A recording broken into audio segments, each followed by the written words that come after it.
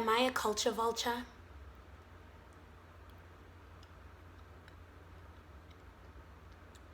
By wanting to get a hanbok?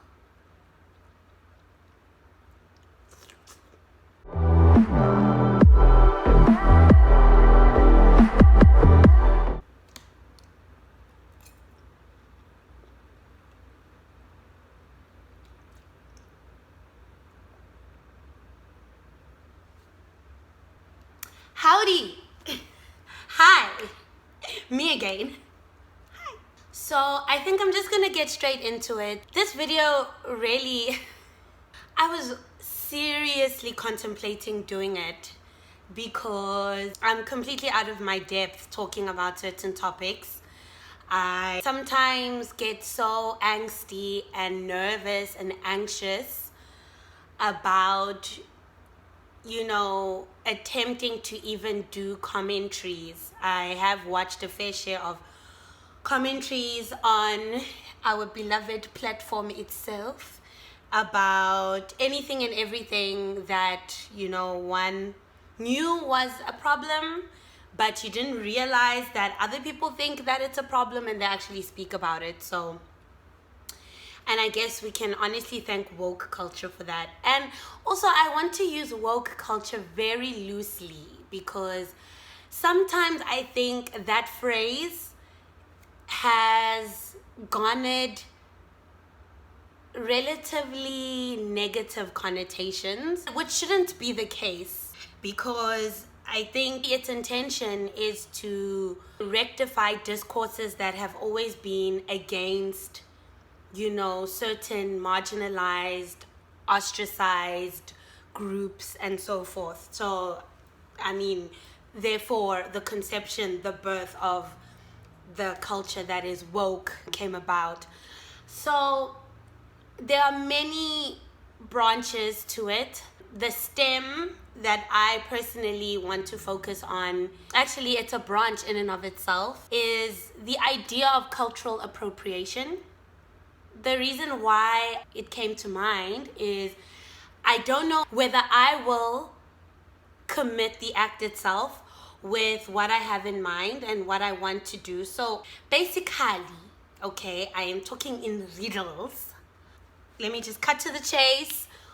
Your girl loves hanboks, okay? I do, I really do. I have a great appreciation for it. So much. Hanbok is the traditional wear attire of Korea. Excusez-moi.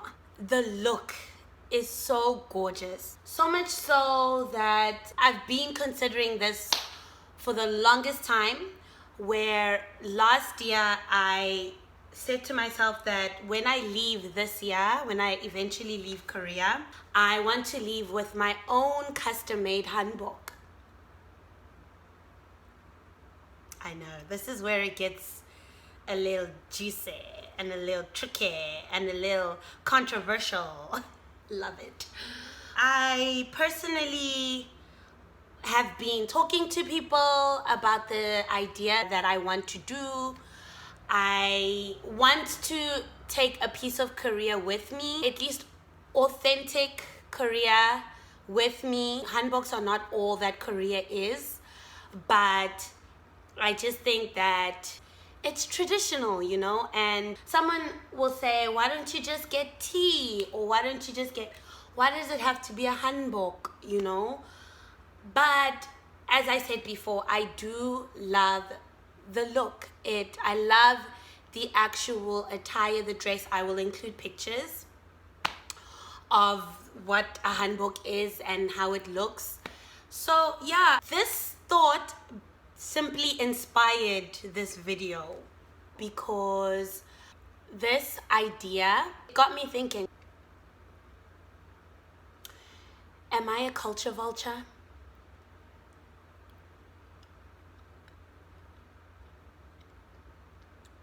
By wanting to get a hanbok for myself.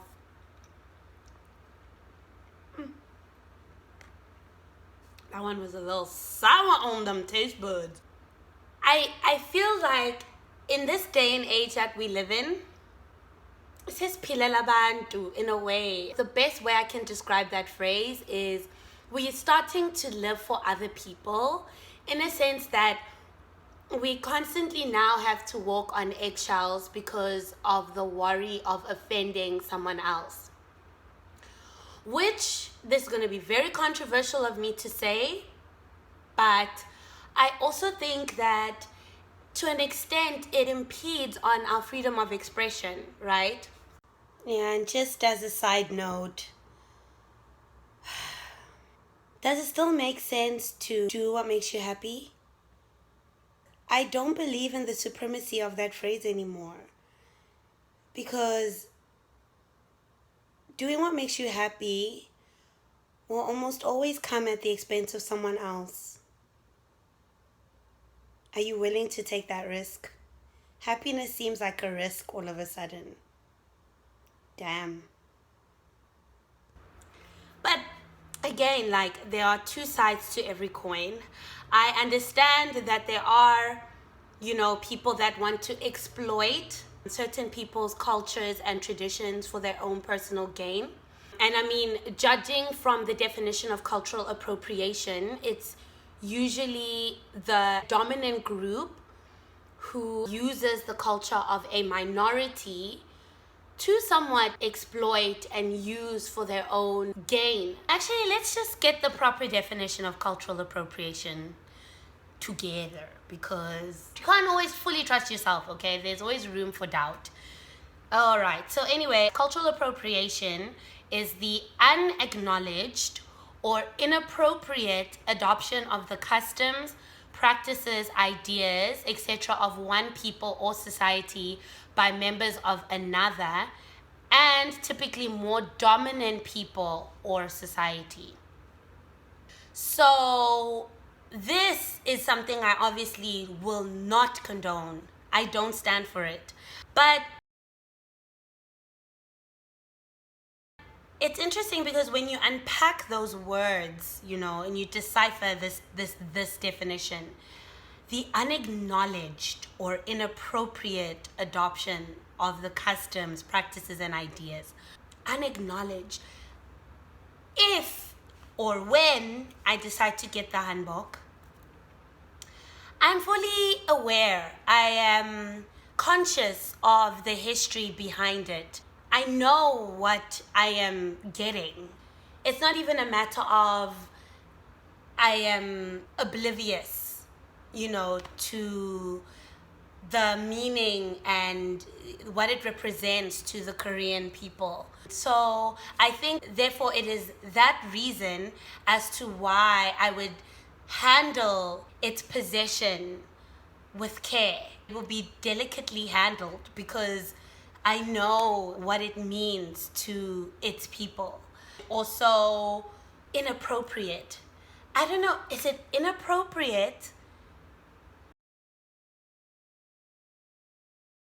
to get it because I am a black girl from South Africa wearing it?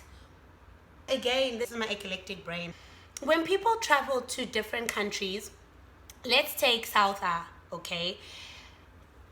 In South Africa, there are people that will leave the country, tourists that will leave the countries in your dashiki, and I have seen tourists rock umpago as well, So things like that, traditional wear like that. But like, the eyebrow is raised because, like, why are we seeing someone that is not,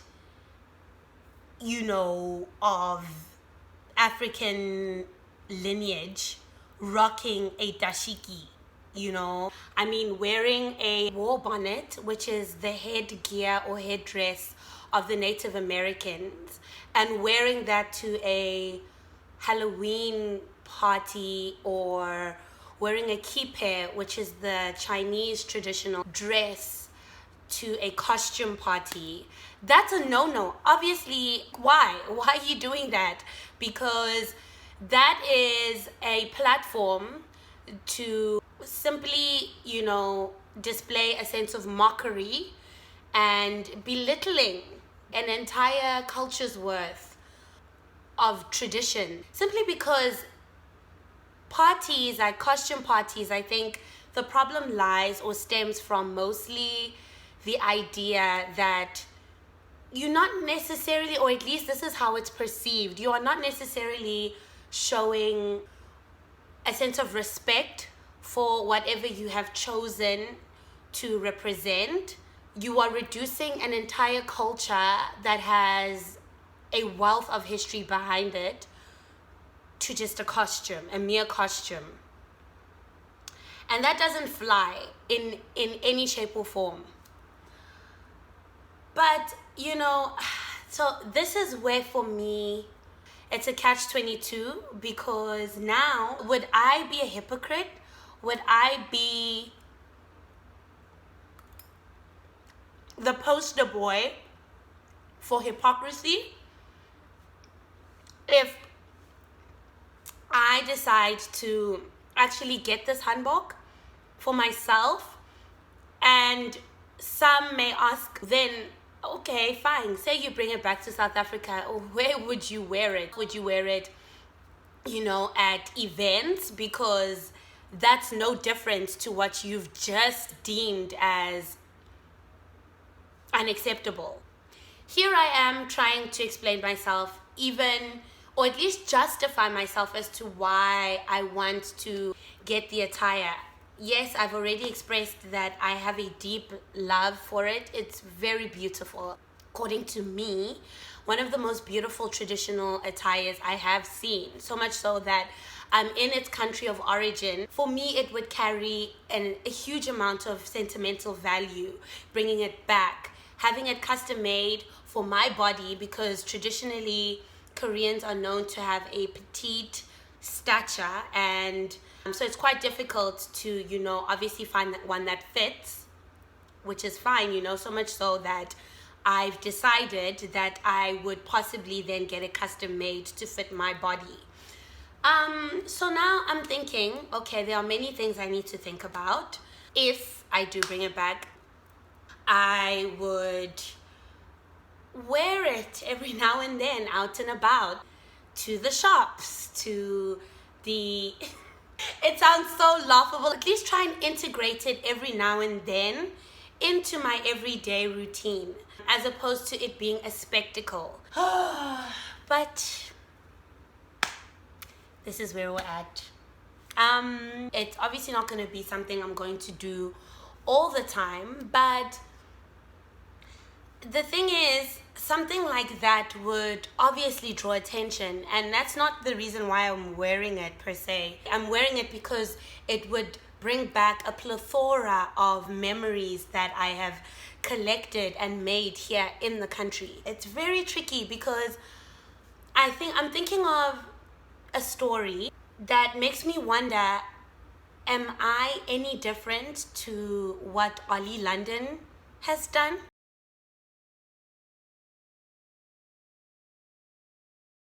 So, Prolly London is a person who underwent a transracial cosmetic surgery to change his race from Caucasian to Korean. And like anybody's first response, I would think, at least natural response to having first encountered the story, is what? Like, what am I reading right now? I mean, I was part of that brigade. I won't even front. But then when I heard his personal account as to why he did it, it got me thinking, and that thinking led to a sense of sympathy. Okay, I don't fully understand, but they genuinely identified as Korean. They felt that they were born in the wrong body. The reason why they was under huge scrutiny is because a lot of people felt that he was falling into the standard stereotypes that have diminished the integrity of the Asian culture at large, not just Korean, but the fact that his procedure entailed having an uplifted eyelid and the high cheekbones and so forth. So this is why many people were just not having it. The same goes with a story way back when, Rachel Dolezal, I think. She also was a white woman who decided to change her race and ethnicity, if I'm not mistaken, into a black woman, into blackness, and just fully accustomed to blackhood. Everything that is black. And both stories were obviously met with a wave of backlash, similar lambastings. They were scrutinized because the arguments that were relatively similar is that they will never be able to relinquish the white privilege that they were inherently born with. So having undergone these kinds of procedures, for the arguments that were there was a disgrace and acutely disrespectful. I will link the stories below if anybody is interested in brushing up their knowledge with regards to these cases. But having thought of this, I wondered to myself, me wanting to get a hanbok, is that any different to what they did?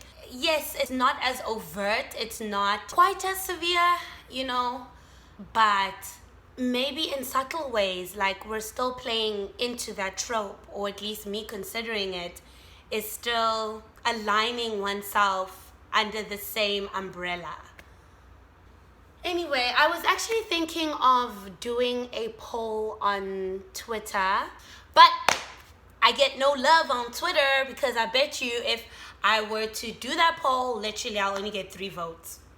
But essentially, LOL, I wanted to place a yes or no poll whether I should get the hanbok or not, or whether that would be considered cultural appropriation. So I'm just like, it's a tricky one. But anyway, I'm going in circles. This is why I started off by saying we are in an era where we're living for other people, in a sense that we always have to think twice or thrice or many times over before we make decisions, because we question whatever I decide on doing or whatever I choose, will I be offending the next person? And to a large extent, I think that's of great necessity. We really need to do that. It's vital, because then we start dismantling systems that perpetuate implicit bias. This is fundamentally why I think you have to constantly think before you act, But this is a double-edged sword, because on the other side, it's also saying that, I think partly why woke culture has also gathered a bit of a bad rep, for lack of a better term. It's just a pessimistic viewpoint or reputation by some people, is because to an extent it takes away freedom of expression, freedom of speech, all those things. Yeah, tricky, Linda, but it's very tricky. I won't go too much into the commentary because it will go for a very long time. I'm just gonna put in the comment section like a question and a half, whether I should get it, or should I just scrap the idea? Should I just abandon the idea altogether? I'd be very interested to know thoughts on this matter and see where it goes. I really do want it though, but we fear being judged. But I think that a concept like judgment is unavoidable. You can do all the good in the world and still get judged for it. It's basically a damned if you do, damned if you don't situation, because judgments happen every single second of every single day of every single week. So yeah,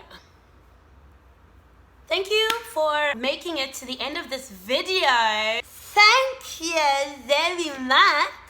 I really appreciate you. Thanks. I'm very grateful for just the people that have interacted with me. I really appreciate that with every fiber of my being. This is not something I want to branch into, like commentaries, because nerves get shot with everything that I say. Like, I get so worried, you know. This is the thing on like walking on thin ice. Yet again, please don't lurk if you're not going to interact with me. And my definition of interaction is commenting. Commenting for me is hi there, is on the high in terms of levels. Like, subscriptions are nice, of course, likes are cool, of course, but commenting, people actually leaving feedback and talk to me is there. It's there. So thank you so much. Yes, and me loves you. Pineapple and I